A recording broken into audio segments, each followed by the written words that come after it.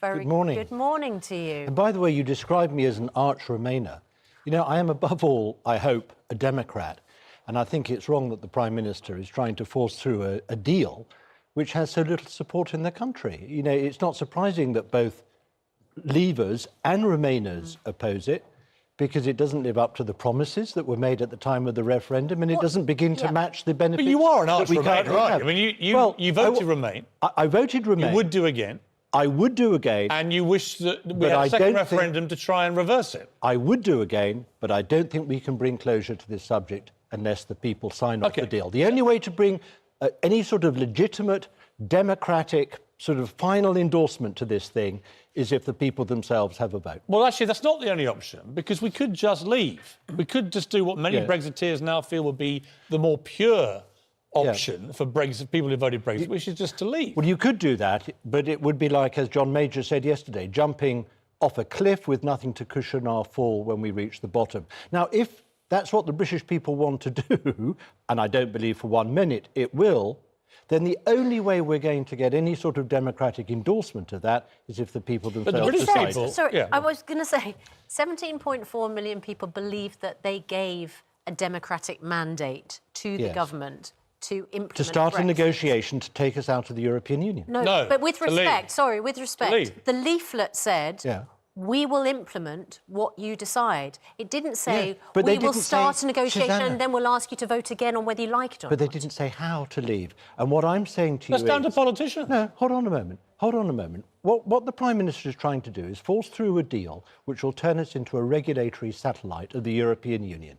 She's basically saying, we leave the European Union, but in order to salvage some of our trade, we'll continue to take most of the rules of the European Union without any say in them whatsoever. Now, you asked me, do you think the British people are going readily to sign up to that? No, I think Theresa May's deal... That's why 80% of the British people oppose this deal. I agree, but the fact that we have Sorry, we don't know that 80% of British people that's why we need. That's why we need another vote, real vote. When you say 80% of the British people oppose this deal, we simply don't know. I'm going on the opinion polls, Susanna, and what I think is that we should have a real poll of the British people and let them decide. But hang on, isn't there something incredibly, with respect, and I voted Remain, incredibly patronising about the establishment, the political elite, basically turning around to 17.4 million people, the biggest vote this country's ever seen, and saying, you lot just didn't understand what you were doing, so we're going to have to ask you again. But who's saying that? Well, that's what you're implying. No, I'm not implying that at all. Look, Piers, in the referendum in 2006... We were told we'd leave this... Well, correct me if I'm wrong. We were told we would leave the European Union. We would take back control of our laws. We would take back control of our immigration policy. Which this deal doesn't do. We would leave... Well, hang on. Hang on. I get it. Let me finish. We would leave the single market. We would leave the customs union. There are plenty of videos of the Prime Minister, David Cameron, spelling out this would happen.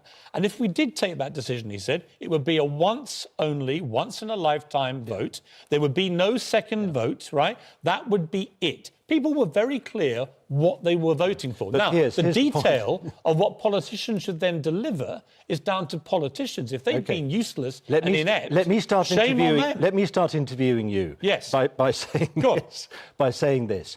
All those promises that were made in 2016 at the time of the referendum, they're not being lived up to. We're not going to take control of our laws because under her deal, we are going to leave the European Union. But as I say, in order to secure a bulk of our trade in goods only, not services, we're saying we'll accept all your rules and all your laws. But this time, now we're out of the European Union without any say. Right, so the devil's advocate position of the Brexiteers is if we crashed out, to use the terminology of the day, actually we would achieve all those things immediately. Yeah, and that is that right? You accept that? I do accept that is, in principle, what we would achieve, but it would have catastrophic consequences in the short and the medium. Would it? In the short and the medium term for the British economy. Now, consider... Well, hang on. Let me stop. I want to challenge you.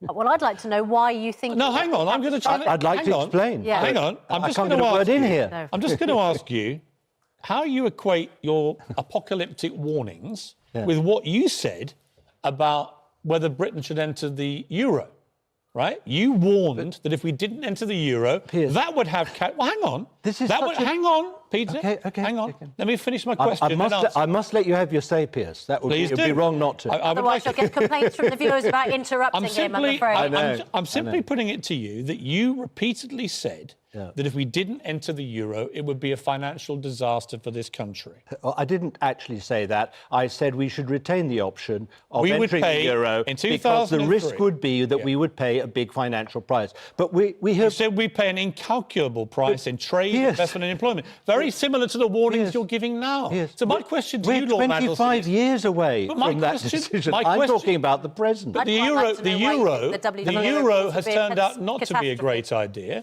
It was a great idea of Britain actually not to enter it. Many European countries are themselves facing huge problems. Italy, Germany, Spain, Greece, and so on. And so I, again, would just say to you, fine, you want to have a people's vote because you want to crash out, because crashing out will be a disaster. But you were the guy that warned us that not entering the euro would be a disaster. Fine. Why should I look at you and think you know what you're talking about? Don't listen to me. Listen to every single other person. Listen to every former Prime Minister. Listen to the government itself. The government has said, Mrs May's government has said, that if we were to crash out without any sort of deal, the overnight rupture of all our trade, not just with the European Union, but with all the 50-odd countries with whom the European Union has free trade agreements, would be cut off. Of course she's going to say that. But why? No, of course she's going... It's her government. But it may be true what she wants to get her plan through. Exactly. And what I'm saying is she shouldn't force a bad plan through. And she can tinker with it, and she can put some cosmetics on it, and she can go back to Europe and say, can you give me a bit more language here and a tweak there? A bad deal is going to remain a bad deal. But one thing I am sure about, because I am a Democrat, Piers, is that if at the end of the day we want to bring closure to this whole issue, the British people have got to make an informed judgment about what is best for the British country. Of the British people, and therefore they should be given a choice. But many of the British people, I think it's such an important point, this, because on the one hand you want to say, I'm a Democrat, I want to uphold democracy. Many of the people that voted Leave, when they hear this from people that want the people's vote, say, actually you want the opposite. You want to ignore the democratic vote. You want to ignore the biggest vote the country has seen. Here's the point, Piers. Because you don't think they're smart enough to understand Here's the point. 37% of the British population voted to leave the European Union in 2016. But the consequences of that will affect 100% Same with the general election. Of the British Same with the general election. And this is an absolutely fundamental question about our long-term future, our economy, our position in the world, our ability Peter, on a second vote, what would the questions be? That would be a matter for Parliament. What do you think it should be? Not for me. What do you think it should be? What I think it should be is that there should be a choice and an informed judgment between two clear options. But which ones? Hold on. Which represent where the bulk of public opinion is. Right. And the bulk of public opinion now is for a true Brexit. No deal. Well, it would be a deal, but it would be a true Brexit. Nobody's going to leave. So who's negotiated this deal that's going to be in the referendum paper? Believe me, nobody is going to leave without a deal. It would be, though, a true Brexit. But what's true Brexit? Without any of the ridiculous trimmings that Mrs May is trying to put on, or it would be Remain. That is my view. So you said there was no way we could have a true Brexit. Those represent the two key poll groups of public opinion. But that's the same choice we had last time. But this time, 2 years on, we know what a true Brexit means. What? What does it mean? A true Brexit means that we would leave the European Union, but not continue to follow all the rules of Europe. Well, we knew that. No. That's what people voted for. Well, but then why is Mrs May putting this deal forward? Because she's a Remainer. British people. Oh, come on, Piers. She's a Remainer. So she's come up with a gigantic fudge, as I predicted she would a year ago. She is doing what she thinks is best for the British people. I don't second guess her. Her sincerity about this at all. Don't you? I do. No, I don't. I think she's trying to do her best in a very, very bad set of circumstances. But at the end of the day, if what we are being offered is a million miles away from what people were promised in 2000. You wouldn't have... OK, just to clarify, though... Just let me please finish I get the it, sentence. but at some stage I have to interrupt you and say, on your plan, right, you wouldn't have... Well, hang on, it's important. I know. It's important. Hang on. Do you want to come on my show sometime? You don't? Do you have a show? I'd love you to come. I love a show. You come on. I'll interview you and I'll interrupt you the whole time. Boss me around.